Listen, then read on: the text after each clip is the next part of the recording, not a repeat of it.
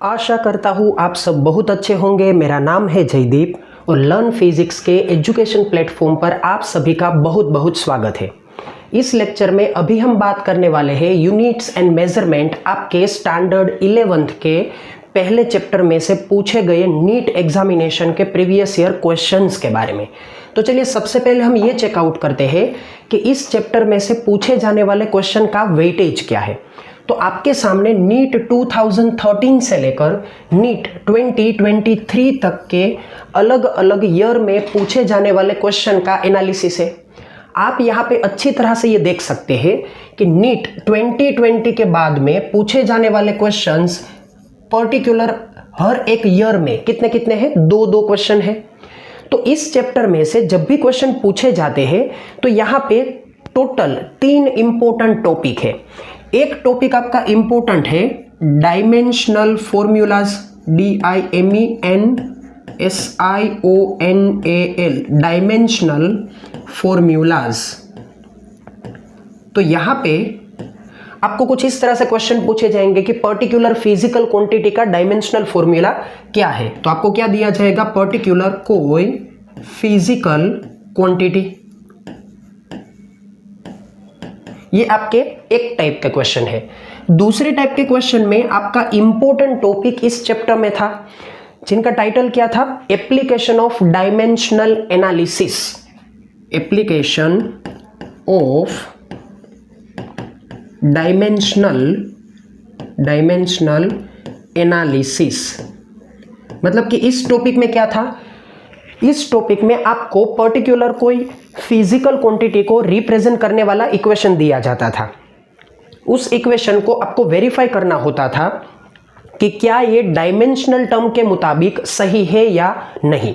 फिर दूसरी उनकी एप्लीकेशन ये थी कि अगर आपको मान लीजिए कोई पर्टिकुलर 2-3 क्वांटिटीज के बीच में रिलेशन पता है लेकिन उनका एग्जैक्ट इक्वेशन नहीं पता है, तो आप क्या कर सकते थे, डायमेंशनल एनालिसिस की मेथड को अप्लाई करते हुए उनका एग्जैक्ट पर्टिकुलर इक्वेशनल रिलेशन निकाल सकते थे। जो कि आपकी एनसीईआरटी में एक इक्वेशन दिया हुआ था, time period T is equals to √L/G, किन के लिए, किसी भी एक सिंपल पेंडुलम के लिए। तो ये जो आपने निकाला था वो रिलेशन किन के ऊपर से निकल कर आया था, एप्लीकेशन ऑफ डायमेंशनल एनालिसिस के ऊपर से निकल कर आया था। फिर इनके बाद में एक इंपॉर्टेंट टॉपिक बनकर आता है जिस टॉपिक का टाइटल है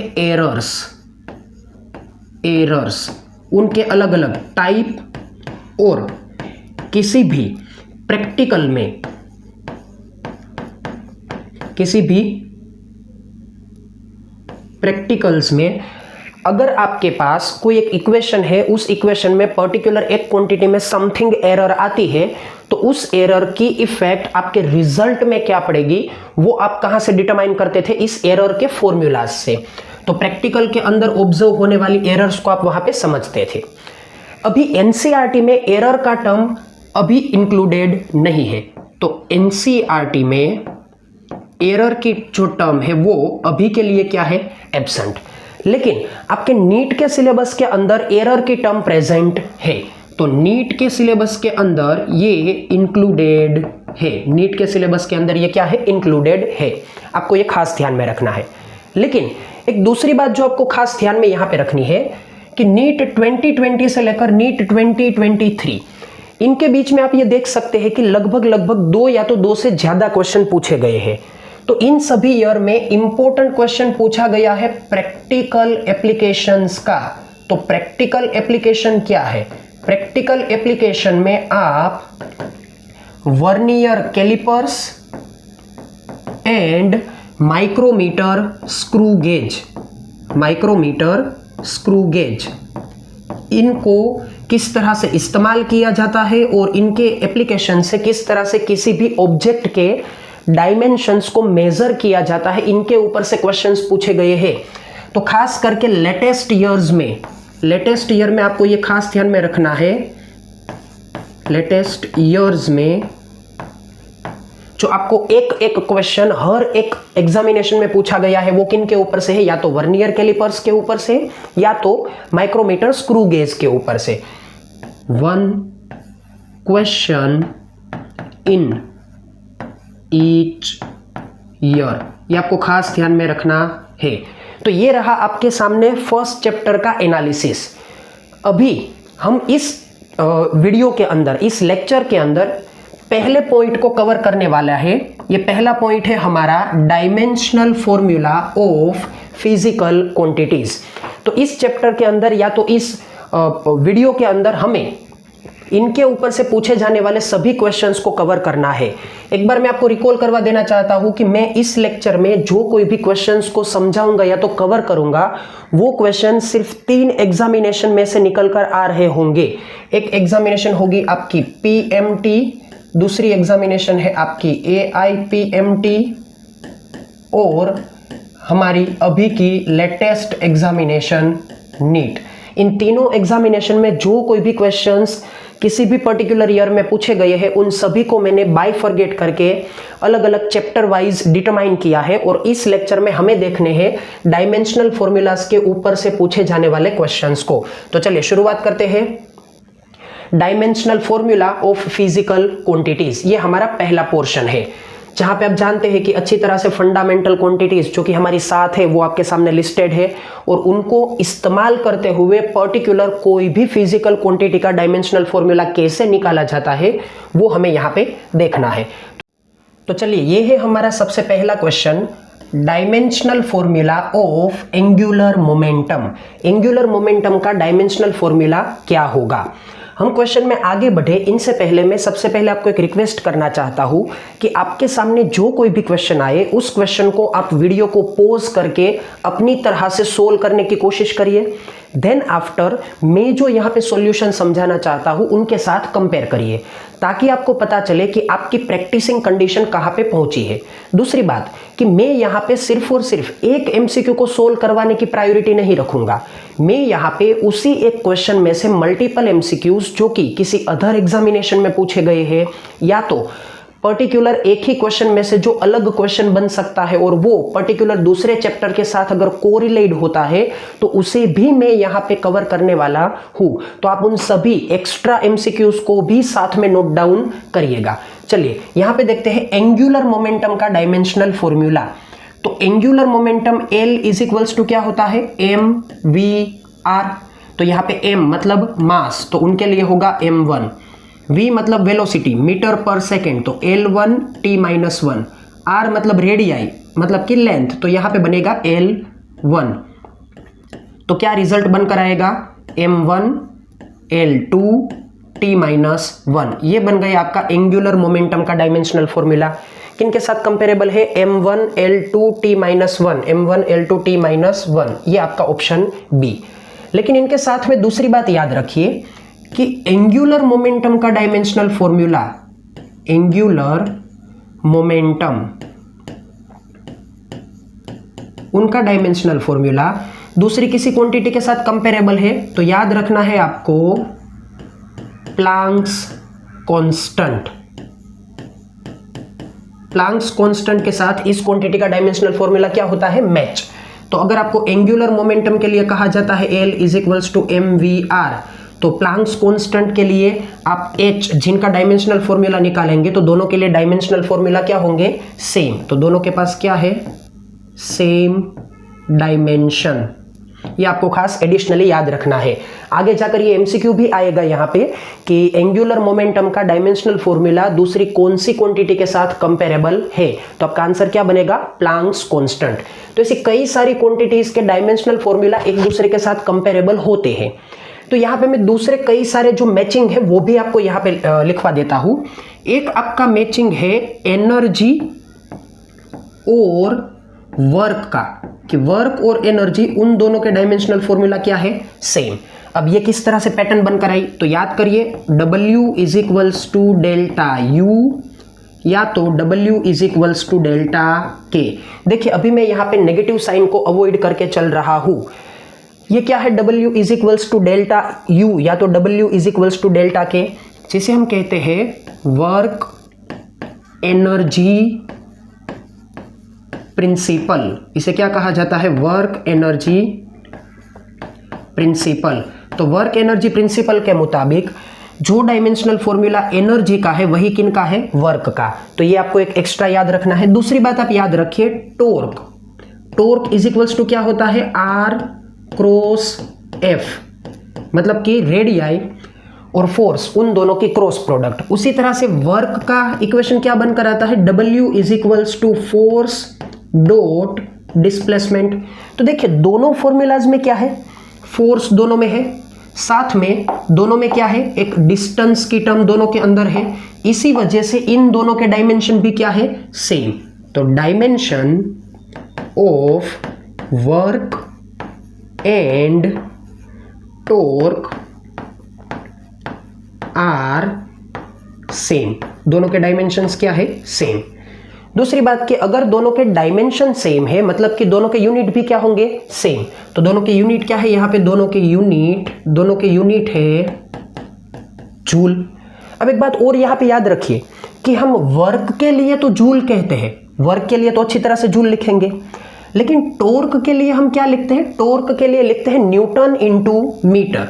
तो आप यहां पे याद रखेंगे टॉर्क के लिए क्या लिखा जाएगा, टॉर्क के लिए लिखा जाएगा यूनिट न्यूटन इंटू मीटर।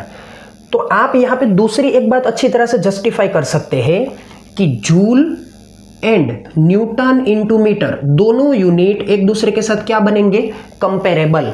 तो अगर आपको कोई एक ऐसा एमसीक्यू पूछा जाता है कि from the following which units are equal, तो आप यहां पे ये कह सकते हैं कि newton into metre is comparable with joule.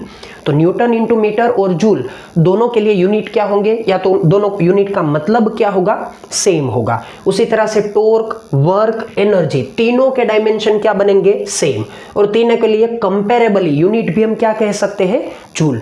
तो ये सभी आपको एडिशनल एमसीक्यूज ध्यान में रखने हैं। चलिए नेक्स्ट एमसीक्यू देखते हैं। SI unit of pressure. तो प्रेशर इज इक्वल्स टू क्या होता है, pressure is equals to force upon area. तो उनका एसआई यूनिट क्या है, एसआई यूनिट होगा पास्कल। एसआई यूनिट क्या बनेगा, पास्कल। तो ये है आपके लिए आंसर, पास्कल। लेकिन दूसरी बात यहां पे ये याद रखिए कि उनका ऑर्डिनरी यूनिट और क्या बन सकता है, ऑर्डिनरी यूनिट उनका बन सकता है न्यूटन पर मीटर स्क्वायर, ये भी उनका यूनिट है। लेकिन ये एसआई यूनिट नहीं है, ये एसआई यूनिट नहीं है, नॉट एसआई यूनिट, ये ऐसा यूनिट नहीं है।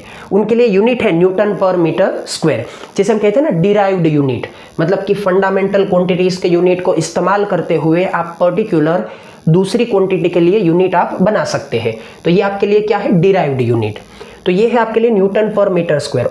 और कौन सी ऐसी क्वांटिटीज है कि जिनके लिए उनके यूनिट मैचिंग में आ सके, तो याद करिए स्ट्रेस, स्ट्रेस उनके लिए भी क्या था, फोर्स अपॉन एरिया। तो स्ट्रेस का यूनिट भी क्या है, स्ट्रेस का यूनिट भी न्यूटन पर मीटर स्क्वायर होगा। उसी तरह से किसी भी मॉड्यूलस, मतलब यूं कहिए ना इलास्टिक मॉड्यूलस, किसी भी इलास्टिक मॉड्यूलस के लिए भी, चाहे वो यंग मॉड्यूलस हो, बल्क मॉड्यूलस हो, या तो ईटा मतलब शियर मॉड्यूलस, तो इन तीनों मॉड्यूलस के लिए भी यूनिट क्या बनकर आएगा, न्यूटन पर मीटर स्क्वायर। क्यों, क्योंकि मॉड्यूलस इज इक्वल्स टू क्या होता है, modulus is equals to stress upon strain होगा। और स्ट्रेन तो क्या है, यूनिटलेस, स्ट्रेन हमारे लिए क्या है, यूनिटलेस। तो स्ट्रेन का कोई यूनिट नहीं है, मतलब कि मॉड्यूलस का यूनिट किन के साथ कंपेरेबल आएगा, स्ट्रेस के साथ। तो स्ट्रेस के लिए भी यूनिट क्या कहा हमने यहाँ पे, न्यूटन पर मीटर स्क्वायर।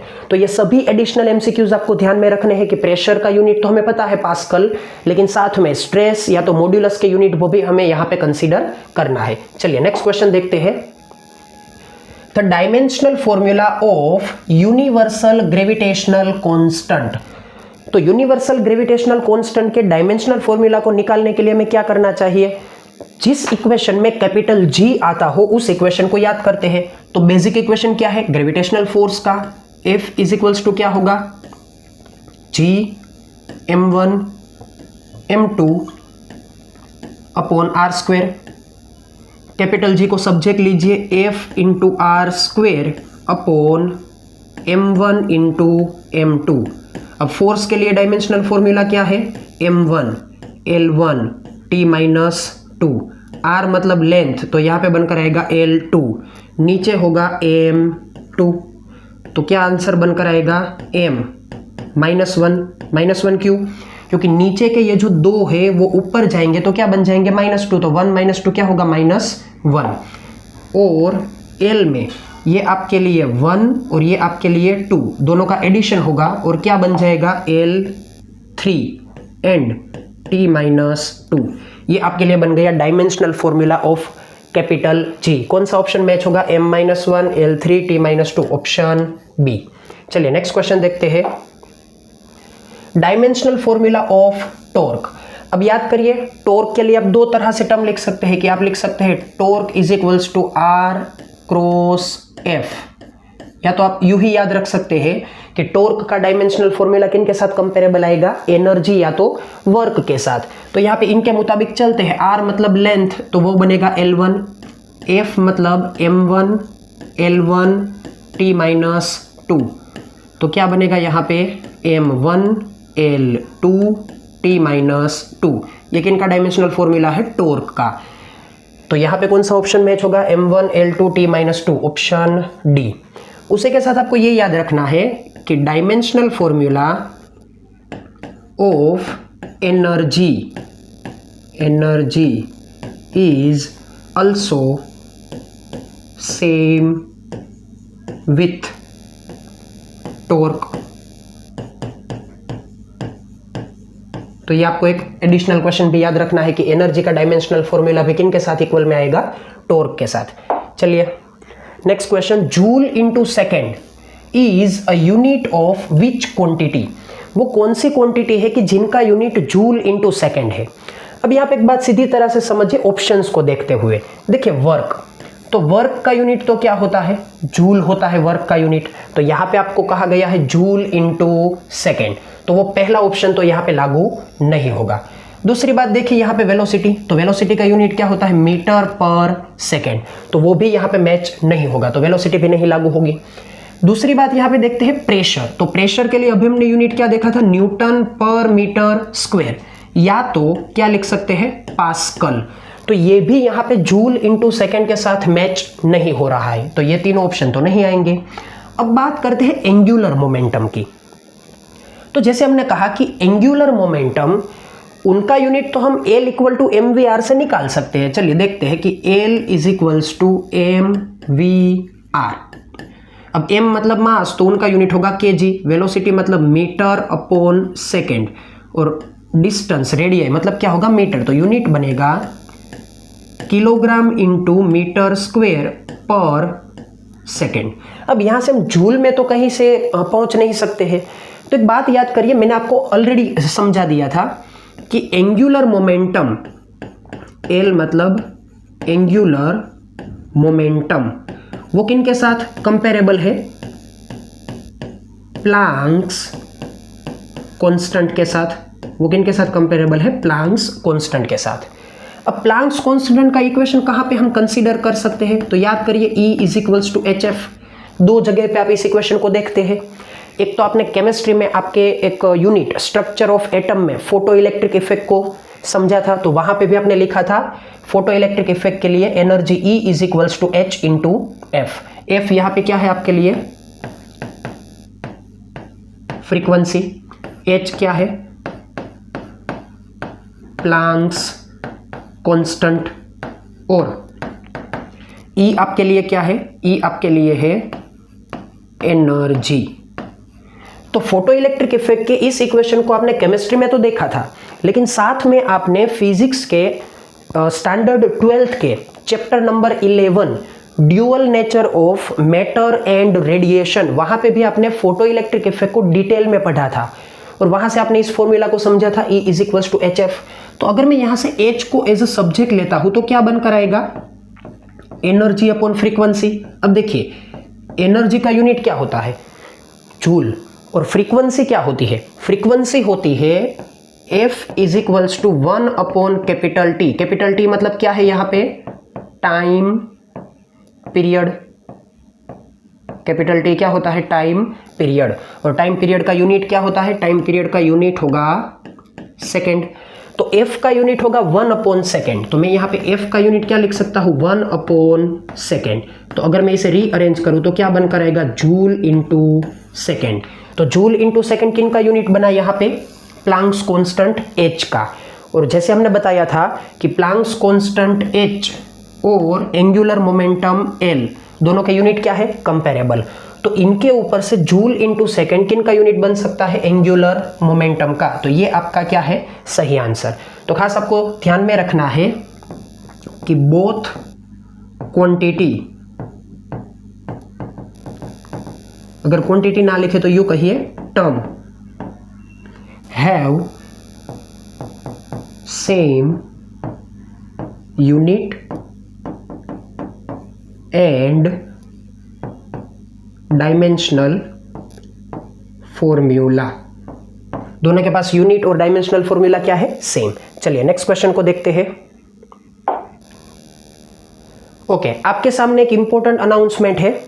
आप अभी इस वीडियो को देख रहे हैं यूट्यूब के ऊपर, लेकिन अगर आपको इनके जैसे कई सारे वीडियोस को देखना है तो आप प्ले स्टोर के ऊपर जाइए या तो ऐप स्टोर के ऊपर जाइए। आपको वहां से एप्लीकेशन मिल जाएगी लर्न फिजिक्स बाय जयदीप रासड़िया। उस एप्लीकेशन को फ्री ऑफ कॉस्ट आप डाउनलोड कीजिए। उस एप्लीकेशन के ऊपर आपको कई सारी फैसिलिटी मिलेगी जो कि मैं अभी आपको समझाऊंगा। और यहाँ पे आपको बेनिफिट ये मिलेगा कि ये दोनों लैंग्वेज में अवेलेबल है, गुजराती एंड इंग्लिश। और साथ में अगर आप मेरे साथ कुछ अलग प्लेटफॉर्म के साथ जुड़ना चाहते हैं तो आप टेलीग्राम के ऊपर इस नंबर को या तो इस चैनल को सर्च कर सकते हैं, जहां से आपको इस तरह से लेक्चर के सभी फ्री मटेरियल्स मिल जाएंगे। आपको अगर कोई क्वेरी है, कोई क्वेश्चन है, कोई डिस्कशंस करनी है या तो कोई गाइडेंस चाहिए तो आप मुझे व्हाट्सएप के ऊपर मैसेज कर सकते हैं, मैं आपको वो गाइडेंस प्रोवाइड करूंगा। और आप इंस्टाग्राम के इस पेज को भी विजिट कर सकते हैं। वहां पे आपको स्टोरीज के अंदर कई सारे अलग अलग एमसीक्यूज मिल जाएंगे सभी सब्जेक्ट के लिए, और आप उन एमसीक्यूज को अटेम्प्ट करते हुए अच्छी तरह से अपने नॉलेज या तो अपनी प्रिपरेशन को वेरीफाई कर सकते हैं। एक बार हम देख लेते हैं कि एप्लीकेशन के ऊपर आपको क्या फीचर्स मिलेंगे। तो आपको ये एप्लीकेशन दोनों वर्जन में अवेलेबल होगी, चाहे आईओएस वर्जन हो या तो एंड्रॉइड वर्जन हो। एप्लीकेशन के ऊपर आपको सैंपल पेपर्स मिल जाएंगे। किन किन एग्जामिनेशंस के मिलेंगे, 10th and 12th CBSE examination के मिल जाएंगे, जीएसईबी एग्जामिनेशन के मिल जाएंगे, नीट, जेडबल एंड गुड सेट, इन सभी एग्जामिनेशन के सैंपल पेपर्स आपको फ्री ऑफ कॉस्ट मिल जाएंगे। दूसरा कि मैंने इसी एप्लीकेशन के ऊपर टीचर्स चॉइस टेस्ट तैयार की हुई है कि जहां पे मैंने पर्टिकुलर एग्जामिनेशन के मुताबिक एमसीक्यूज को सिलेक्ट करते हुए टेस्ट बनाई हुई है। आप उन टेस्ट को अटेम्प्ट कर सकते हैं और अपनी प्रिपरेशन को अच्छी तरह से वेरीफाई कर सकते हैं। दूसरा, आपको यहाँ पे जैसे अभी हम यहाँ पे बात कर रहे हैं प्रीवियस ईयर क्वेश्चंस के बारे में, तो अगर आपको directly previous year question papers चाहिए किन किन एग्जामिनेशन के, सीबीएसई एग्जामिनेशन, जीएसईबी एग्जामिनेशन, नीट, जेडबल और गुड सेट, तो वो भी आपको वहां पे पीडीएफ फॉर्म में मिल जाएंगे। दूसरा कि जिस तरह से आप अभी इस लेक्चर को देख रहे हैं तो ऐसे कई सारे अलग अलग लेक्चर्स कैटेगरी वाइज है, जहां पे नीट के प्रीवियस ईयर के क्वेश्चन, जेडबल के प्रीवियस ईयर के क्वेश्चन, और कुछ एक्स्ट्रा हमने टर्म ये भी बनाकर रखी है कि जहां पे प्रैक्टिस क्वेश्चन के भी सीरीज के क्वेश्चंस अलग अलग है, तो आप उन सभी की पीडीएफ को डाउनलोड कर सकते हैं विथ सॉल्यूशन। और आपको अगर जो वीडियोस आप यहाँ पे देख रहे हैं ऐसे ही वीडियोस को चैप्टर वाइज पर्टिकुलर एग्जामिनेशन के लिए आपको देखने हैं तो भी आप वहां पे उन वीडियोस को देख सकते हैं। तो ये है आपके लिए फैसिलिटी अवेलेबल ऑन प्लेटफॉर्म। तो चलिए अगेन हम वापस लौटते हैं क्वेश्चंस के ऊपर। Dimensional formula of self inductance. Self inductance मतलब क्या होगा, एल। उनका आपको क्या चाहिए, डायमेंशनल फॉर्मूला। तो वो कैसे मिलेगा, अब देखिए हमें एल जिस इक्वेशन में आता हो उस इक्वेशन को याद करना पड़ेगा। तो हमारे पास एक इजी इक्वेशन है, epsilon is equals to L into D I by D T. ये किन का इक्वेशन है कि अगर मान लीजिए आपके पास कोई कोइल लूप है, उस कोइल के अंदर आप बदलता हुआ करंट मतलब D I with respect to time D T, अगर आप बदलता हुआ करंट उनके अंदर प्रोवाइड करते हैं तो वहां पे क्या तैयार होगा, एक ईएमएफ तैयार होगा। एप्सिलॉन मतलब क्या है, ईएमएफ। लेकिन ये ईएमएफ एक्चुअल में है क्या, एक्चुअल में ये है वोल्टेज। तो ये आपके सामने रिलेशन है कि उस रिलेशन के ऊपर से आप क्या निकाल सकते हैं, सेल्फ इंडक्टेंस एल का डायमेंशनल फॉर्मूला निकाल सकते हैं। लेकिन प्रॉब्लम ये है कि सेल्फ इंडक्टेंस का डायमेंशनल फॉर्मूला निकालने के लिए, चलिए करंट का डायमेंशनल फॉर्मूला तो हमें पता होगा, टाइम का पता है, लेकिन प्रॉब्लम आएगा किन के डायमेंशनल फॉर्मूला में, वोल्टेज के डायमेंशनल फॉर्मूला में। तो देखिए यहां पे आपको एक बहुत ही इंपॉर्टेंट क्लू समझा रहा हूं। हमारा फिजिक्स का स्टैंडर्ड 12th का एक चैप्टर है, चैप्टर नंबर 11, जो कि मैंने अभी आगे ही उनके बारे में बात की थी। उस चैप्टर के अंदर एक इंपॉर्टेंट फॉर्मूला आता है, kinetic energy K is to E into V. E मतलब क्या है, किसी भी पार्टिकल का चार्ज, कि मान लीजिए आपके पास इलेक्ट्रॉन है या तो प्रोटॉन है। तो अगर आपके पास कोई पार्टिकल है जिनका चार्ज कितना है E, और अगर आपने उसे कहां पे रखा है, V जितने पोटेंशियल डिफरेंस वाले फील्ड में, आपने उसे कहां पे रखा है, V जितने पोटेंशियल डिफरेंस वाले फील्ड के अंदर, तो उनकी वजह से वो चार्ज पार्टिकल एक्सेलरेट होगा और उस चार्ज पार्टिकल के पास K जितनी क्या आएगी, काइनेटिक एनर्जी आएगी। तो ये रिलेशन आपके लिए क्या है, K is equals to E into V. अगर मैं यहां से V को एज अ सब्जेक्ट लेता हूं तो क्या बन जाएगा, K बाई E। देखिए ये फॉर्मूला इस लेक्चर में तो हम कई बार यूज करेंगे, लेकिन ये फॉर्मूला आपके लिए बहुत ही इंपॉर्टेंट क्यों है वो मैं आपको सबसे पहले समझाना चाहता हूं। कि जैसे मान लीजिए अगर आपको मैकेनिक्स के कोई डायमेंशनल फॉर्मूलास चाहिए, किन के अंदर, मैकेनिक्स के अंदर, तो मैकेनिक्स के अंदर आपको डायमेंशनल फॉर्मूला अगर निकालने हैं तो आपको किन के डायमेंशनल फॉर्मूला पता होने चाहिए।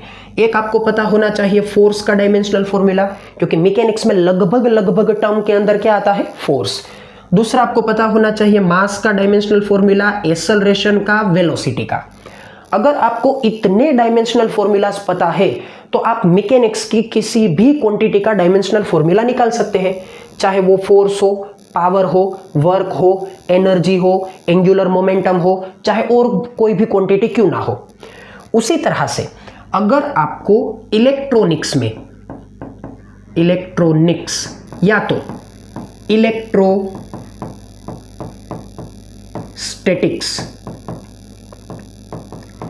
उनके अंदर अगर आपको कोई भी डायमेंशनल फॉर्मूला निकालना है तो आपको मिनिमम 3 डायमेंशनल फॉर्मूला एडिशनली पता होने चाहिए। एडिशनली का मतलब क्या है कि ये तो पता होने ही चाहिए, लेकिन एडिशनली और 3 डायमेंशनल फॉर्मूला आपको पता होने चाहिए। वो कौन से हैं, एक है आपका V मतलब वेलोसिटी नहीं, V मतलब क्या है, पोटेंशियल। पोटेंशियल या तो यू कहिए वोल्टेज, पोटेंशियल या तो यू कहिए वोल्टेज, एक आपको ये पता होना चाहिए। दूसरा आपको पता होना चाहिए I मतलब करंट, एक आपको करंट पता होना चाहिए। तीसरा आपको पता होना चाहिए R मतलब रेजिस्टेंस।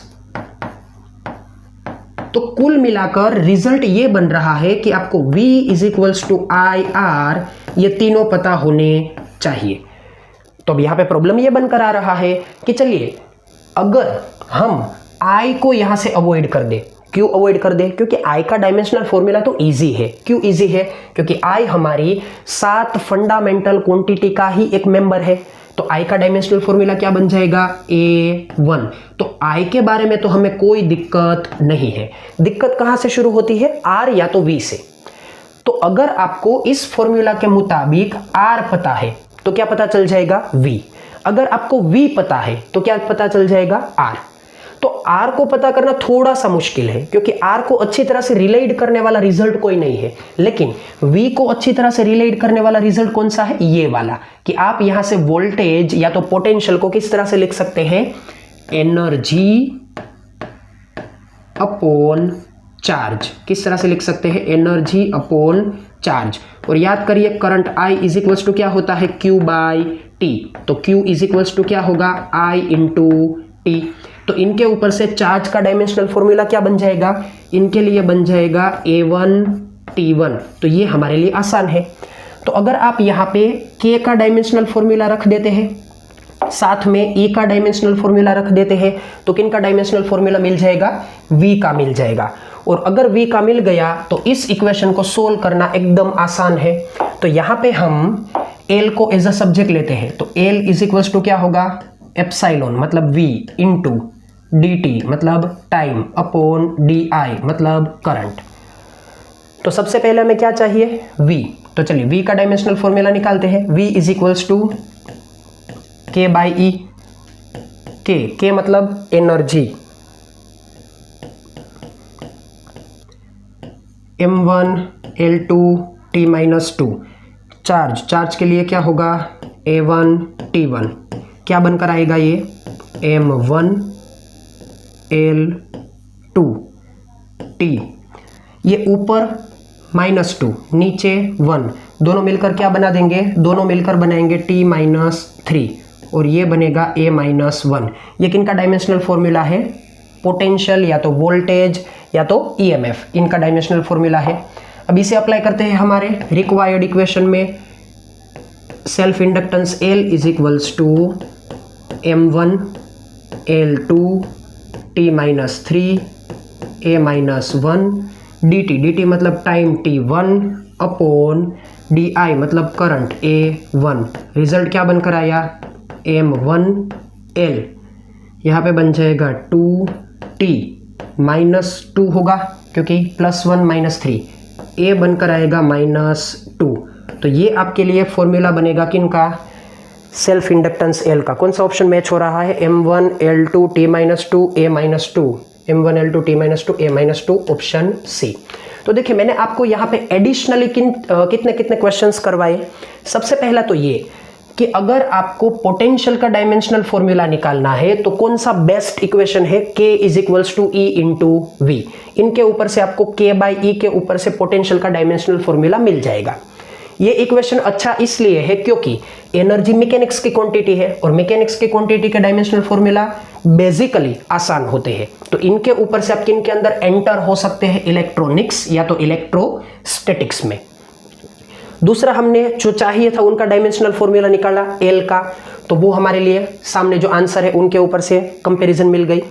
दूसरी बात मैंने आपको ये समझाई कि इलेक्ट्रॉनिक्स की या तो इलेक्ट्रोस्टैटिक्स की किसी भी क्वांटिटी का डायमेंशनल फॉर्मूला निकालना हो तो किन 3 इंपॉर्टेंट क्वांटिटीज के डायमेंशनल फॉर्मूला हमें पता होने चाहिए। तो वो कौन कौन से हैं, V potential, I current, R resistance. तो ये सभी हमारे लिए इंपॉर्टेंट कंक्लूजन थे। चलिए नेक्स्ट क्वेश्चन देखते हैं। Which of the following quantity is different from other 3 quantities? वो कौन सी क्वांटिटीज है जो कि आपकी 4 ऑप्शन में से 3 क्वांटिटीज के कंपैरिजन में अलग साबित होगी। तो यहाँ पे ऑप्शंस देखिए, एनर्जी पर यूनिट वॉल्यूम, मतलब कि एक इंडिविजुअल क्वांटिटी की बात नहीं है, समथिंग क्वांटिटीज का कॉम्बिनेशन है। तो हमें जो कुछ भी यहाँ पे दिया गया है उसे इक्वेशन के फॉर्म में सबसे पहले अरेंज करना पड़ेगा। तो देखिए सबसे पहली टर्म ए, एनर्जी पर यूनिट वॉल्यूम। तो एनर्जी पर यूनिट वॉल्यूम किस तरह से लिखा जाएगा, energy per unit volume V। तो एनर्जी का डायमेंशनल फॉर्मूला क्या होता है, M1 L2 T minus 2 upon volume, volume मतलब होगा L3। तो क्या आंसर बनकर आएगा, M1 L minus 1 T minus 2। ये किन के लिए रिजल्ट बनकर आया, पहले ऑप्शन के लिए। दूसरा ऑप्शन है फोर्स पर यूनिट एरिया। तो यहां पे लिखते हैं फोर्स पर यूनिट एरिया। तो फोर्स पर यूनिट एरिया में फोर्स का डायमेंशन क्या होगा, M1 L1 T minus 2, area के लिए होगा L2। तो ये रिजल्ट बनकर आएगा M1 L minus 1 T minus 2। तो ये आपके लिए ऑप्शन बी का रिजल्ट है। देखिए ऑप्शन ए का रिजल्ट और ऑप्शन बी का रिजल्ट दोनों भी क्या है, सिमिलर। तो ये दोनों क्वांटिटीज के डायमेंशनल फॉर्मूला तो क्या है, सेम। तो या तो हमारा आंसर होगा सी या तो हमारा आंसर होगा डी, कि जिनके डायमेंशनल फॉर्मूला क्या होंगे, अलग, बाकी की 3 के कंपैरिजन में। तो सबसे पहले हम वेरीफाई करते हैं एंगुलर मोमेंटम के डायमेंशनल फॉर्मूला को। ऐसा क्यों, क्योंकि सीधी सी बात है, अगर एंगुलर मोमेंटम का डायमेंशनल फॉर्मूला इनके साथ कंपेरेबल हो गया तो इनका मतलब ये है कि आंसर सी ऑप्शन होगा। अगर एंगुलर मोमेंटम का डायमेंशनल फॉर्मूला इनके साथ कंपेयर नहीं हुआ तो आंसर क्या होगा, वो खुद एंगुलर मोमेंटम। तो देखिए एंगुलर मोमेंटम के लिए क्या होगा, angular momentum L is equals to होगा mv/r। तो m मास 1, वेलोसिटी मतलब L1 T माइनस 1, रेडियाई मतलब L1, वो बनकर आएगा m1 L2 T माइनस 1। ये डायमेंशनल फॉर्मूला बनकर आया।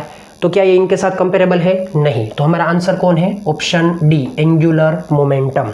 लेकिन साथ में हम ये भी वेरीफाई करते हैं कि सी का डायमेंशनल फॉर्मूला क्या पहले दो के साथ कंपेरेबल है या नहीं, क्योंकि हमारा काम एक ही है, हमें प्रैक्टिस करनी है। जितने एमसीक्यूज आप अच्छी तरह से डिटेल में सोल्व करेंगे, मल्टीपल एमसीक्यूज अच्छी तरह से आपके लिए प्रिपेयर होंगे। तो देखिए यहाँ पे कहा गया है मल्टीप्लीकेशन ऑफ वोल्टेज। तो मल्टीप्लीकेशन किन का है? एक तो वोल्टेज का, दूसरा एंड किन का है?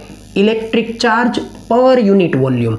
मतलब कि ये है आपके लिए वोल्टेज और उनका मल्टीप्लिकेशन किन के साथ है? Electric charge Q per unit volume. Per unit volume मतलब यहां पे डिनोमिनेटर में जो V आएगा वो क्या है? वॉल्यूम। तो मैंने यहां पे दोनों के नाम पूरे इसलिए लिखे क्योंकि वोल्टेज का भी V होगा, वॉल्यूम का भी V होगा। तो दोनों आप यहां पे यूं ना समझे कि दोनों इक्वल है तो कैंसिल कर देते, नहीं, ऐसा नहीं होगा। तो voltage into Q by volume. अब देखिए वोल्टेज के लिए हमने क्या लिखा था कि kinetic energy K is equals to E into V। तो voltage V is equals to क्या होता है? Kinetic energy upon charge E। तो यहाँ पे हम V मीन्स ये हमारा क्या है? वोल्टेज। तो इस टर्म को हम यहाँ पे रिप्लेस करते हैं, तो वोल्टेज इज इक्वल्स टू क्या लिखते हैं? काइनेटिक एनर्जी अपॉन E मतलब चार्ज, इंटू ये पूरी की पूरी टर्म एज इट इज यहाँ पे अप्लाई करते हैं, चार्ज अपॉन वॉल्यूम। तो देखिए ये तो दोनों चार्ज है, चार्ज कैंसल आउट हो गए, तो यहाँ पे क्या बचा? काइनेटिक एनर्जी अपॉन क्या है यहाँ पे? वॉल्यूम। तो देखिए kinetic energy upon volume it is nothing but energy upon volume. तो ये क्या था आपका पहला option? Energy per unit volume. मतलब कि आपका सी ऑप्शन और ए ऑप्शन एक्चुअल में क्या है? सेम है। तो उन दोनों के डायमेंशनल फॉर्मूला भी यहाँ पे क्या बनकर आएंगे? सेम। तो एनर्जी पर यूनिट वॉल्यूम का डायमेंशनल फॉर्मूला भी क्या बनेगा? m1l-1 और t-2। ये इनके साथ क्या होगा? सिमिलर। तो देखिए इसी तरह से ए बी सी के डायमेंशनल फॉर्मूला सेम है, लेकिन डी का डायमेंशनल फॉर्मूला क्या है? डिफरेंट। चलिए नेक्स्ट क्वेश्चन को देखते हैं। What is the dimensional formula of pressure?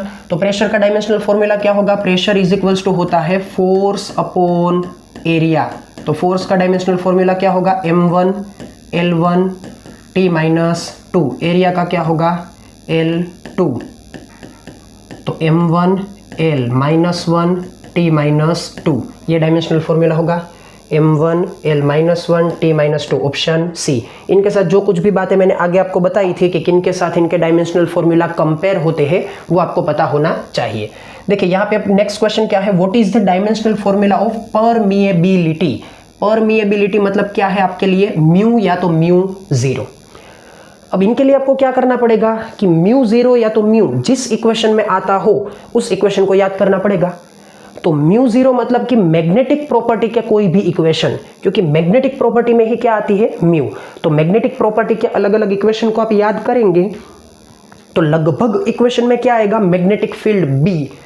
तो मतलब ये हुआ कि मैग्नेटिक परमिएबिलिटी के डायमेंशन को निकालने के लिए पहले तो आपको किन का डायमेंशन पता होना चाहिए? मैग्नेटिक फील्ड स्ट्रेंथ बी का डायमेंशन पता होना चाहिए। तो वो आपके लिए कॉम्प्लेक्स एक वर्क बन जाएगा। तो हम एक आसान सा इक्वेशन याद करते हैं। देखिए आपने चैप्टर नंबर 4 में moving charge and magnetism 12th standard का चैप्टर नंबर 4, वहां पे आपने एक इक्वेशन समझा था कि मान लीजिए आपके पास दो पैरेलल वायर्स है और उन दो पैरेलल वायर के अंदर फ्लो होने वाला करंट है I1 एंड I2 और उन दोनों के बीच में जो परपेंडिकुलर डिस्टेंस है वो कितना है? D। तो ऐसी सिचुएशन में इन दोनों वायर के बीच में लगने वाला फोर्स पर यूनिट लेंथ मतलब कि F/L क्या कहा जाएगा इसे? फोर्स पर यूनिट लेंथ, जिसे हम रिप्रेजेंट करते थे स्मॉल f से। वो किस तरह से लिखा जाता था? Mu zero I1 I2 upon 2πd, इस तरह से लिखा जाता था। तो यहाँ पे अगर आप F/L is equals to mu zero I1 I2 upon 2πd के मुताबिक अगर म्यू जीरो को एज अ सब्जेक्ट ले लेते हैं तो आपको किन का डायमेंशनल फॉर्मूला मिल जाएगा? परमिएबिलिटी का। अब एक बात यहाँ पे समझिए कि अगर इस टॉपिक के बारे में बात निकली ही है तो मैं आपको ये बता देता हूँ कि इसी टॉपिक के ऊपर से इंपॉर्टेंट टर्म बन रही थी क्या? 1 एम्पियर की डेफिनेशन, इसी टॉपिक के ऊपर से क्या निकल कर आई थी, 1 एम्पियर की डेफिनेशन, कि 1 एम्पियर की डेफिनेशन क्या होगी, उनका मतलब क्या होगा, वो इसी टॉपिक के ऊपर से निकल कर आई थी। चलिए यहाँ पे हम अपने क्वेश्चन को सोल्व करते हैं कि F बाई एल, इस इक्वेशन को लिखते हैं F by L is equals to क्या है, म्यू 0 I1 I2 अपॉन 2 पाई डी। तो देखिए यहाँ पे L और D वो किसे रिप्रेजेंट कर रहे हैं, डिस्टेंस को या तो लेंथ को, तो वो दोनों यहाँ से क्या हो जाएंगे, कैंसल आउट। अगर हम यहाँ से म्यू 0 को एज अ सब्जेक्ट लेते हैं तो क्या टर्म बनकर आएगी, mu 0 is equals to F upon I1 I2। तो F का डायमेंशनल फॉर्मूला क्या है, M1 L1 T minus 2 upon I1 I2 मतलब क्या होगा, A2। तो डायमेंशनल फॉर्मूला बनकर आएगा M1 L1 T minus 2 and A minus 2। ये होगा आपके लिए म्यू 0 का डायमेंशनल फॉर्मूला। तो म्यू 0 का डायमेंशनल फॉर्मूला यहाँ पे कौन सा मैच होगा, ऑप्शन ए। तो चलिए यहाँ से और कौन कौन से क्वेश्चन सोल्व हो सकते हैं उनके बारे में बात करते हैं। तो हमें एक टर्म पता है कि speed of light in vacuum वो क्या होगी है, c is equals to 1 upon under root mu 0 epsilon 0। तो देखिए आपने यहां से किन का डायमेंशनल फॉर्मूला निकाला, म्यू 0 का। तो अगर आप इस इक्वेशन के अंदर म्यू 0 का डायमेंशनल फॉर्मूला रख देते हैं तो आपको किन का डायमेंशनल फॉर्मूला मिल सकता है, एप्सिलॉन 0 का। Epsilon 0 is nothing but permittivity. तो आप चाहे तो यहां से परमिटिविटी का डायमेंशनल फॉर्मूला भी निकाल सकते हैं, लेकिन इस इक्वेशन को आपको किस तरह से अरेंज करना पड़ेगा, C square is equals to 1 upon mu 0 epsilon 0, और एप्सिलॉन 0 क्या बनकर आएगा, 1 upon C square into mu 0। तो आपको यहां से किन का डायमेंशनल फॉर्मूला मिल जाएगा, परमिटिविटी का। अगर आपको परमिटिविटी का डायमेंशनल फॉर्मूला चाहिए तो और भी एक मेथड है कि जो हमारा कूलम्ब फोर्स है, FC कूलम्ब फोर्स, उनका डायमेंशनल फॉर्मूला किस तरह से निकाल सकते हैं। तो देखिए K Q1 Q2 upon R square, लेकिन K इज इक्वल टू क्या होता है, 1 अपॉन 4 पाई एप्सिलॉन 0, और Q1 Q2 मैं उसे लिखता हूं Q square upon R square. तो अगर आप चाहे तो यहां से एप्सिलॉन 0 को एज अ सब्जेक्ट ले सकते हैं और क्या लिखेंगे यहां पे आप, Q square upon F into R square. तो इनके ऊपर से भी आपको परमिटिविटी का इजी डायमेंशनल फॉर्मूला मिल सकता है। क्यों, क्योंकि चार्ज का डायमेंशनल फॉर्मूला क्या होता है, चार्ज का डायमेंशनल फॉर्मूला होगा A1 T1, लेकिन स्क्वायर होने की वजह से A2 T2 divided by F का डायमेंशनल फॉर्मूला क्या होगा, M1 L1 T माइनस 2, और R मतलब क्या होगा, L2। तो इनके ऊपर से क्या डायमेंशनल फॉर्मूला बनकर आएगा, M minus 1 L minus 3 T4, क्योंकि यहाँ पे देखिए T माइनस 2 है, लेकिन ऊपर जाएगा तो क्या हो जाएगा, T प्लस 2, और ऊपर ऑलरेडी प्लस 2 है, यहाँ पे बनकर आएगा A2। तो ये किन का डायमेंशनल फॉर्मूला बन जाएगा, ये डायमेंशनल फॉर्मूला बनेगा आपके लिए एप्सिलॉन 0 का। ये किन का डायमेंशनल फॉर्मूला है, एप्सिलॉन 0। समझ में आई ये बात। तो अच्छी तरह से आप चाहे वो डायमेंशनल फॉर्मूला कुछ इक्वेशन के अगर रिलेशन को आप याद रखेंगे तो मिल जाएंगे। चलिए नेक्स्ट क्वेश्चन के बारे में बात करते हैं। What is the SI unit of surface tension. तो सरफेस टेंशन का इक्वेशन क्या है, फोर्स अपॉन लेंथ। तो एसआई यूनिट क्या बनेगा, न्यूटन पर मीटर, न्यूटन पर मीटर। ये सरफेस टेंशन का एसआई यूनिट बनेगा। मतलब कि हमें कोई एक ऐसा इक्वेशन याद करना है कि जिस इक्वेशन के अंदर टाइम भी आता हो और इन तीनों में से पर्टिकुलर दो क्वांटिटीज का रिलेशन भी आता हो।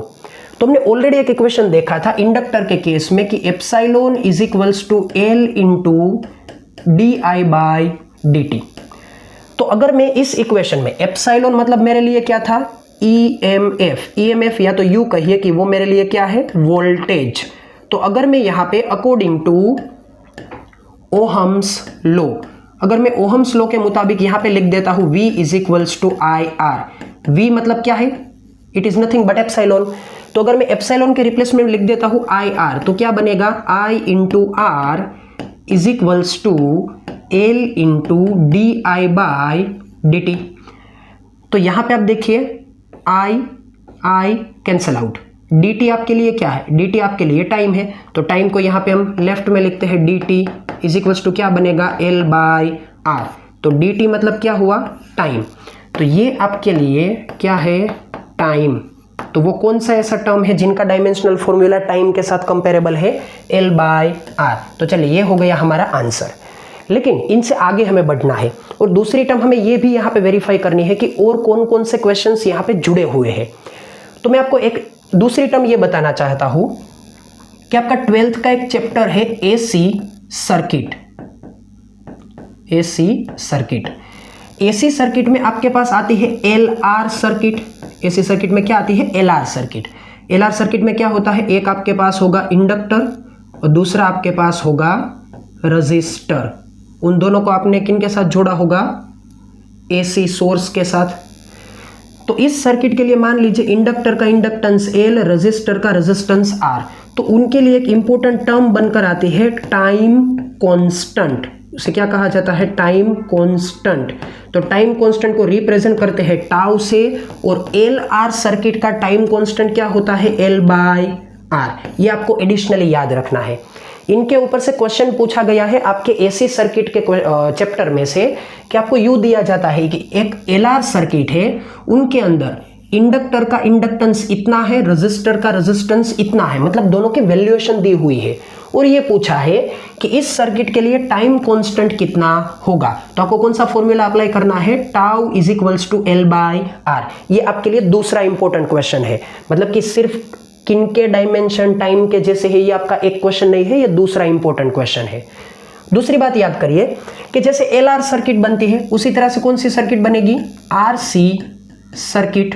RC सर्किट में क्या होगा, कैपेसिटर और रेजिस्टर होगा। तो एक आपके लिए होगा यहाँ पे कैपेसिटर, दूसरा होगा यहाँ पे रेजिस्टर। दोनों को किन के साथ जोड़ा गया होगा, AC सोर्स के साथ। ये आपका कैपेसिटर, ये आपका रेजिस्टर। तो कैपेसिटर और रेजिस्टर से बनने वाली सर्किट के लिए टाइम कांस्टेंट क्या होगा, तो उनके लिए होगा time constant tau is equals to R into C। ये किनका टाइम कांस्टेंट है, RC सर्किट का। ये भी क्या है, टाइम कांस्टेंट। अब हम इसे कैसे याद करें कि ऐसा कहां से निकल कर आया, ये किस तरह से होता है, ये अगर आपको याद करना हो तो कैसे आप याद करेंगे। तो देखिए AC सर्किट चैप्टर के अंदर आपने कैपेसिटर के चार्जिंग और डिस्चार्जिंग के फॉर्मूलास को देखा था कि कैपेसिटर को अगर V वोल्ट की बैटरी के साथ जोड़ा जाता है तो उनका चार्जिंग कैसे होगा या तो उनका डिस्चार्जिंग कैसे होगा, मतलब T टाइम पे उनके ऊपर वोल्टेज क्या होंगे। तो उनके फॉर्मूला क्या थे, कुछ एक्सपोनेंशियल थे। VT is equals to V0 e raise to minus T/RC। ये एक्चुअल में किन का फॉर्मूला था, डिस्चार्जिंग का। ये किन का फॉर्मूला था, discharging of capacitor, discharging of capacitor, capacitor के डिस्चार्जिंग का फॉर्मूला था। जहां पे V0 क्या थे, इनिशियल वोल्टेज, VT क्या थे, पर्टिकुलर T टाइम पे वोल्टेज। तो अगर हम इस इक्वेशन को डायमेंशन के मुताबिक देखें तो इक्वालिटी के लेफ्ट एंड राइट में दोनों कौन सी टर्म है, वोल्टेज वोल्टेज। तो वो तो दोनों के डायमेंशन क्या हो गए, कंपेयर। मतलब कि इस एक्सपोनेंशियल टर्म के लिए जो पावर है उस पावर का डायमेंशन क्या होगा, 0। मतलब कि पावर क्या बनेगा, डायमेंशन लेस। तो इनका मतलब ये हुआ कि T/RC is equals to dimensions क्या होंगे, M0 L0 T0। मतलब ये हुआ कि T इज इक्वल्स टू क्या होगा, RC। तो T यहां पे क्या है आपका, टाइम। तो टाइम का डायमेंशन किन के साथ कंपेरेबल होगा, R इंटू C के साथ। तो ये आपके लिए दूसरा इंपॉर्टेंट रिलेशन है कि T is equals to RC। ये भी क्या है, टाइम को रिप्रेजेंट करने वाली टर्म। दूसरी बात, time constant for the RC circuit. तो जैसे आप LR के लिए क्वेश्चन कंसीडर कर सकते हैं कि इंडक्टेंस इतना है, कैपेसिटेंस इतना है, तो इस सर्किट का टाइम कांस्टेंट क्या होगा। उसी तरह से आप किन के लिए डिटरमाइन कर सकते हैं, RC सर्किट के लिए, कि अगर कैपेसिटेंस इतना है, रेजिस्टेंस इतना है, तो AC RC सर्किट का टाइम कांस्टेंट क्या होगा। तो ये आपके लिए दोनों इंपॉर्टेंट टर्म है, इन दोनों को एडिशनली इनमें याद रखना है। चलिए अब नेक्स्ट MCQ देखते हैं।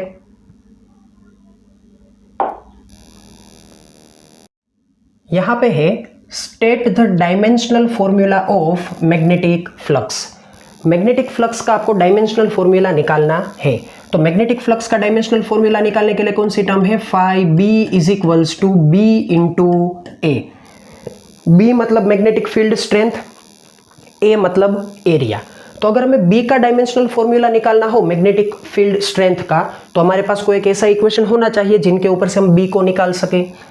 तो हमारे पास इजी इक्वेशन बी का है कि चैप्टर नंबर 4 कि जिनके अंदर आप मूविंग चार्ज एंड मैग्नेटिज्म के अंदर अलग अलग डायमेंशनल फॉर्मूलाज या तो अलग अलग इक्वेशन में ऐसा देखते हैं कि मान लीजिए अगर आपका कोई चार्ज है जिनकी वैल्यूएशन क्या है Q, और अगर वो V जितनी वेलोसिटी से पर्टिकुलर मैग्नेटिक फील्ड के अंदर ट्रैवल कर रहा है तो उनके ऊपर लगने वाला मैग्नेटिक फोर्स कितना होगा। तो आप वहां पे लिखते थे F is equal to QVB। या तो अगर आप चार्ज को किसी भी रोड के अंदर समझे, मतलब कि अगर आपका कोई सलिया है कि जिनके अंदर से वो चार्ज करंट के फॉर्म में फ्लो हो रहा है, तो ऐसे अगर रोड को, करंट कैरिंग वायर को आप मैग्नेटिक फील्ड के अंदर रख देते हैं तो उनके ऊपर लगने वाला फोर्स भी क्या होगा, F is equals to ILB। तो मैं यहां पे लिख सकता हूं magnetic force F is equals to ILB। तो इनके ऊपर से B इज इक्वल्स टू क्या लिखा जाएगा, B is equals to F upon I into L। तो F क्या है मेरे लिए, F मतलब M1 L1 T माइनस 2, और यहाँ पे क्या होगा I मतलब करंट, करंट मतलब A1, L लेंथ એટલે L1। तो यहाँ पे क्या बनकर आएगा M1 L बन जाएगा यहाँ पे L1 कैंसल आउट होकर L0, T होगा यहाँ पे -2 और A बनेगा यहाँ पे -1। तो अगर हम इस B की टर्म को किन में रख देते हैं, फ्लक्स की टर्म में, तो यहाँ पे क्या बनेगा M1 L अभी क्या है 0, T -2 और A -1। लेकिन एरिया मतलब क्या होता है L2। तो फाइनल डायमेंशनल फॉर्मूला क्या बनेगा, M1 L2 T -2 A -1। ये बन गया आपका final dimensional formula of magnetic flux. कौन सा ऑप्शन मैच होगा, M1 L2 T -2 and A -1, option A. अब जैसे मैंने आपको आगे एक एमसीक्यू में बताया था कि मैग्नेटिक फ्लक्स का डायमेंशनल फॉर्मूला और इलेक्ट्रिक फ्लक्स का डायमेंशनल फॉर्मूला सेम नहीं होता है। तो देखिए किस तरह से सेम नहीं होगा, ये हम यहाँ पे वेरीफाई करते हैं। तो दोनों के फ्लक्स को याद करिए, मैं यहाँ पे लिखता हूं इलेक्ट्रिक फ्लक्स। तो electric flux is equals to क्या होगा, phi E is equals to E into A। उसी तरह से मैग्नेटिक फ्लक्स, तो मैग्नेटिक फ्लक्स क्या होगा, मैग्नेटिक फ्लक्स होगा phi B is equals to B into A। इन दोनों के ऊपर से हम ये कंसीडर करते हैं let phi E is equals to phi B according to dimensional formula. हम ये क्या करते हैं, कंसीडर करते हैं कि चलिए मानते हैं कि दोनों के डायमेंशनल फॉर्मूला क्या होते हैं, सेम। तो इनका मतलब क्या होगा कि दोनों के इक्वेशन सेम होने चाहिए। Therefore BA is equals to क्या होना चाहिए, EA, ऐसा होना चाहिए। तो दोनों में A मीन्स एरिया तो दोनों में से निकल जाएगा। तो मतलब क्या हुआ कि dimension of E is equals to क्या होना चाहिए, डायमेंशन ऑफ B। ये होना चाहिए, लेकिन क्या ये होता है? तो याद करिए आपका एक इंपॉर्टेंट रिलेशन जो कि आपने स्टैंडर्ड 12th के अंदर इलेक्ट्रोमैग्नेटिक वेव के चैप्टर के अंदर समझा था। इलेक्ट्रोमैग्नेटिक वेव के अंदर चैप्टर के अंदर आपने क्या समझा था, C is equals to E upon B। C is equals to E upon B, इनका मतलब क्या होता है, C मतलब speed of wave in vacuum, और E क्या था, उस इलेक्ट्रोमैग्नेटिक वेव के इलेक्ट्रिक फील्ड का कंपोनेंट B, मैग्नेटिक फील्ड का कंपोनेंट था, उन दोनों के एम्पलीट्यूड की वैल्यूएशन। तो यहाँ पे रिलेशन ये बन रहा था कि एक्चुअल में E इज इक्वल्स टू क्या है, C टाइम B, मतलब कि ई का जो डायमेंशन है वो डायमेंशन बी के डायमेंशन को सी के साथ मल्टीप्लाई करने से बनता है। मतलब कि ई और बी दोनों के डायमेंशन सेम नहीं है, देयरफॉर ई और बी दोनों के डायमेंशन सेम नहीं है, नॉट सेम डायमेंशन। तो ये जो हमारा कंसीडरेशन है वो कंसीडरेशन क्या साबित होगा? गलत। इसलिए हमने क्या कहा था कि दोनों के डायमेंशन सेम नहीं है, सिर्फ दोनों के क्या है? सेम यूनिट सेम है। तो आई होप कि ये बात आपको अच्छी तरह से समझ में आ गई होगी और ये एक एक्स्ट्रा रिलेशन भी आपको समझ में आया होगा कि अगर आपको कहीं से इलेक्ट्रिक फील्ड का डायमेंशन दिया जाता है और अगर आपको मैग्नेटिक फील्ड का डायमेंशन निकालना है तो आप इस इक्वेशन से निकाल सकते हैं। अगर उसी तरह से आप चैप्टर नंबर 8 के किसी भी एमसीक्यू को सोल्व कर रहे हैं और उनमें मान लीजिए आपको इलेक्ट्रोमैग्नेटिक वेव के इलेक्ट्रिक फील्ड की वैल्यूएशन दी जाती है, तो आप किन की वैल्यूएशन निकाल सकते हैं? मैग्नेटिक फील्ड की वैल्यूएशन अच्छी तरह से निकाल सकते हैं। चलिए नेक्स्ट एमसीक्यू देखते हैं। Which of the following pairs do not have equal dimension? मतलब कि वो कौन से पेयर है जिनके पास डायमेंशन सेम नहीं है। तो देखिए यहाँ पे लिखा हुआ है elastic modulus and pressure, already हमने बात कर ली, इन दोनों के पास सेम डायमेंशन है। ओके, नेक्स्ट क्या है? Angular momentum and Planck's constant, इन दोनों के पास भी सेम डायमेंशन है। फोर्स एंड इंपल्स इनके पास सेम नहीं होंगे, कैसे अभी हम देखते हैं।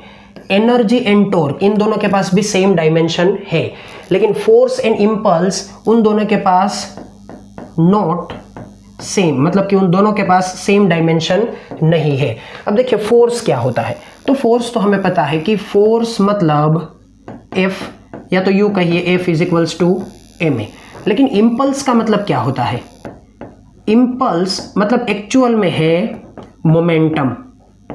इंपल्स मतलब एक्चुअल में क्या है? मोमेंटम। वो किस तरह से मोमेंटम बनेगा? तो याद करिए F इज इक्वल्स टू हम लिखते हैं delta P upon delta T। Delta P यहाँ पे क्या है? लीनियर मोमेंटम का चेंज, डेल्टा T क्या है? टाइम। तो इनके ऊपर से अगर हम डेल्टा P को एज अ सब्जेक्ट लेते हैं तो delta P is equals to क्या बनेगा? Force into delta T। तो मतलब ये हुआ कि इंपल्स मतलब मोमेंटम एंड फोर्स मतलब F, तो इन दोनों के डायमेंशन सेम नहीं है, तो हमारा आंसर कौन होगा? सी। नेक्स्ट क्वेश्चन देखते हैं। The dimension of the Planck's constant and the dimension of blank are same, तो बट ऑब्वियस है कि कौन आंसर आएगा? Angular momentum. नेक्स्ट क्वेश्चन देखते हैं। Unit of Stefan Boltzmann constant. अब देखिए स्टीफन बोल्ट्जमैन कांस्टेंट कहां पे आता है? तो 11th का आपका जो सेमेस्टर नंबर 2 है वहां पे एक आपका चैप्टर है थर्मल प्रॉपर्टी ऑफ मटेरियल्स, कि अगर किसी मटेरियल का टेम्परेचर मान लीजिए कितना है? T जितना, तो उस मटेरियल की सरफेस में से जो रेडिएशन बाहर आता है per unit time, radiation out coming from the surface of material per unit time, तो रफली उसे हम कहते हैं energy coming out per unit time, that is nothing but वो क्या होगा? पावर। तो आप उस रेडिएशन पावर की बात कर रहे हैं, रेडिएशन पावर। तो उस रेडिएशन पावर का इक्वेशन क्या लिखा जाता है? H is equals to A sigma T⁴। ये आपका किन का इक्वेशन है? स्टीफन बोल्ट्जमैन लॉ का इक्वेशन है, जहां पे H मतलब क्या है? Power, power of emitted radiation, radiation वो क्या है? Power of emitted radiation. A मतलब क्या है? उस मटेरियल की सरफेस का एरिया। सिग्मा क्या है आपका? स्टीफन बोल्ट्जमैन कांस्टेंट, मतलब कि वो हमारे लिए क्या है? कांस्टेंट। और टी क्या है? उस मटेरियल की सरफेस का टेम्परेचर।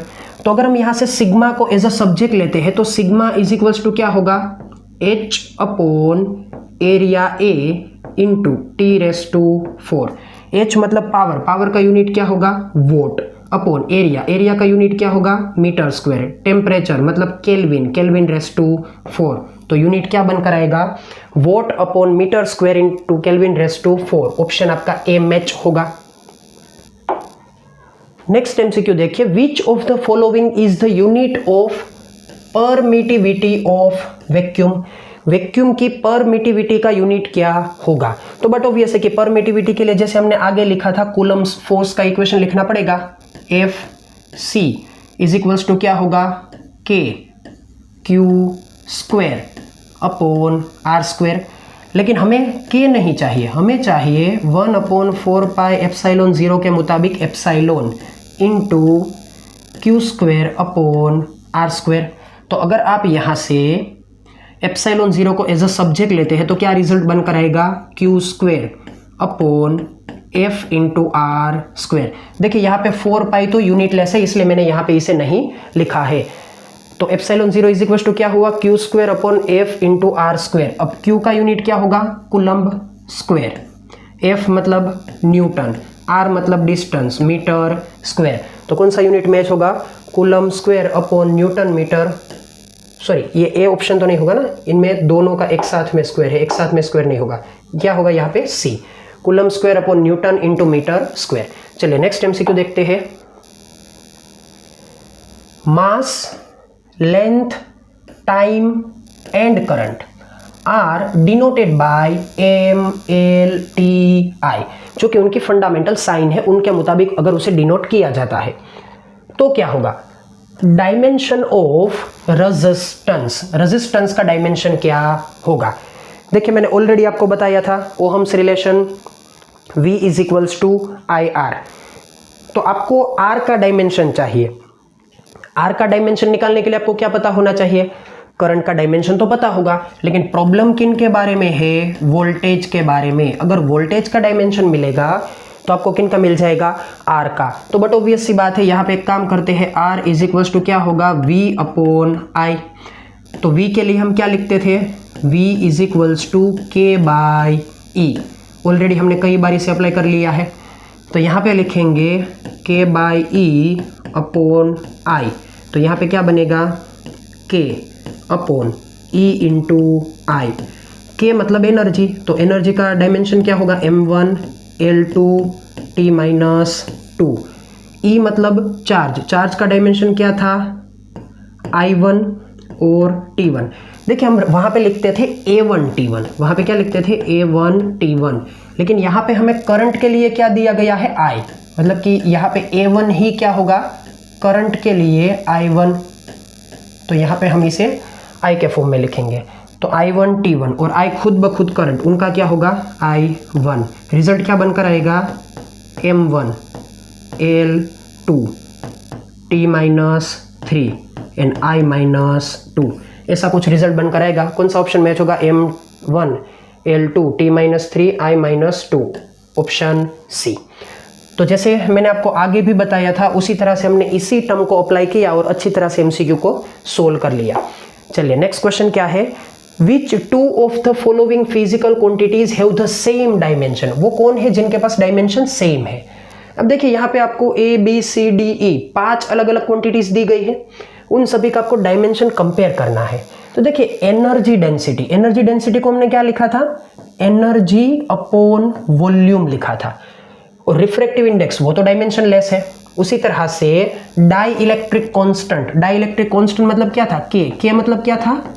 Relative permittivity.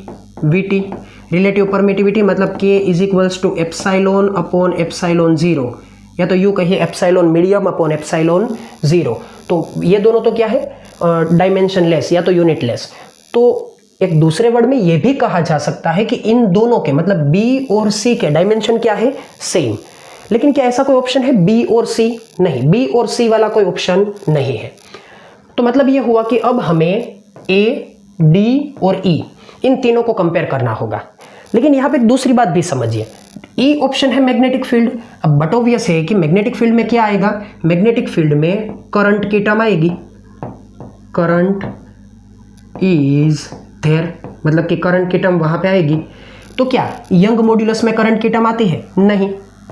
एनर्जी पर वॉल्यूम मतलब एनर्जी डेंसिटी, क्या उनमें करंट की टर्म आती है? नहीं। तो ई भी यहां से निकल गया। तो ऑप्शन यहाँ पे ये बचता है कि ए और डी के डायमेंशन सेम होने चाहिए। क्या कोई ऐसा ऑप्शन है? A and D? यस, यहाँ पे सी का ऑप्शन मैच होगा। लेकिन चलिए मैं यहाँ पे आपको वेरीफाई करके दिखा देता हूँ कि किस तरह से इन दोनों के डायमेंशन सेम होंगे।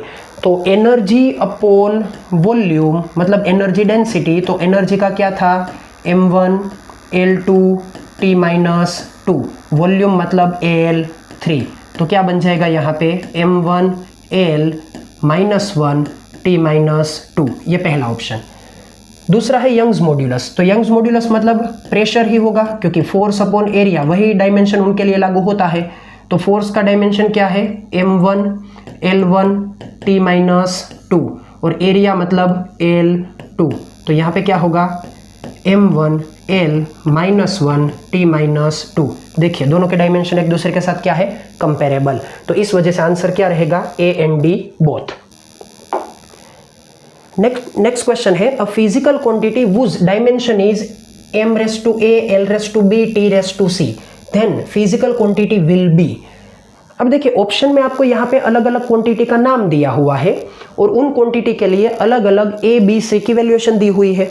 तो हमें ये वेरीफाई करना है कि क्या A B C की दी गई वैल्यू को रखने से यहाँ पे जो क्वांटिटी का नाम लिखा है वो बन सकती है या नहीं। तो देखिए सबसे पहले लिखा हुआ है वेलोसिटी, तो वेलोसिटी का यूनिट होता है मीटर पर सेकेंड, तो वहां पे kg कहीं पे भी नहीं आएगा, तो A = 1 वो पॉसिबल नहीं है।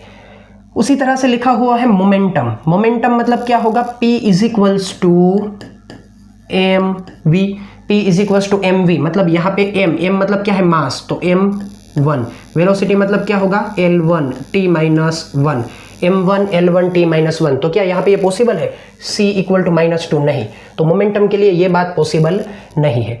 उसी तरह से यहाँ पे बात करते हैं फोर्स, फोर्स मतलब क्या F = क्या डायमेंशन लिखा जाता है m1 L1 T-2, मतलब फोर्स में मास तो होना चाहिए लेकिन मास की टर्म यहाँ पे नहीं है।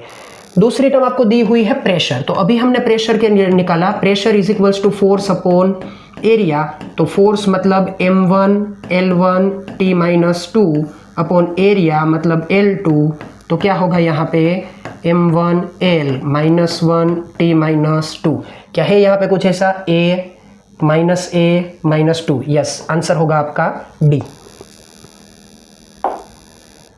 नेक्स्ट क्वेश्चन है a physical quantity whose dimension is m⁴ okay, ये क्वेश्चन तो अभी हमने ऑलरेडी कंप्लीट कर लिया। तो यहाँ पे अब आपके सामने है एक इंपॉर्टेंट क्वेश्चन कि जिनका आंसर आपको देना है। What is the dimensional formula of parsec. आपके सामने 4 ऑप्शन है, इनका सही आंसर आपको कमेंट के अंदर रिप्लाई करना होगा ताकि मैं भी ये समझ सकूं कि कितने स्टूडेंट ने इस वीडियो को एंड तक देखा हुआ है। जिनका आंसर सही होगा उसे मैं लाइक साइन दे दूंगा। तो चलिए यहाँ पे हमने चैप्टर नंबर 1 के अलग अलग 3 पोर्शन में से एक पोर्शन के कई सारे एमसीक्यूज को कंप्लीट किया, क्योंकि यहाँ पे हमारे लिए सिर्फ दिए गए क्वेश्चन को सोल्व करना इंपॉर्टेंट टारगेट नहीं था। हमारा टारगेट ये था कि इन एमसीक्यूज को अलग अलग किन के साथ जोड़ा जा सकता है। तो चलिए इस वीडियो को यहाँ पे करते हैं कंप्लीट, मिलते हैं नेक्स्ट वीडियो के अंदर। Till then good bye.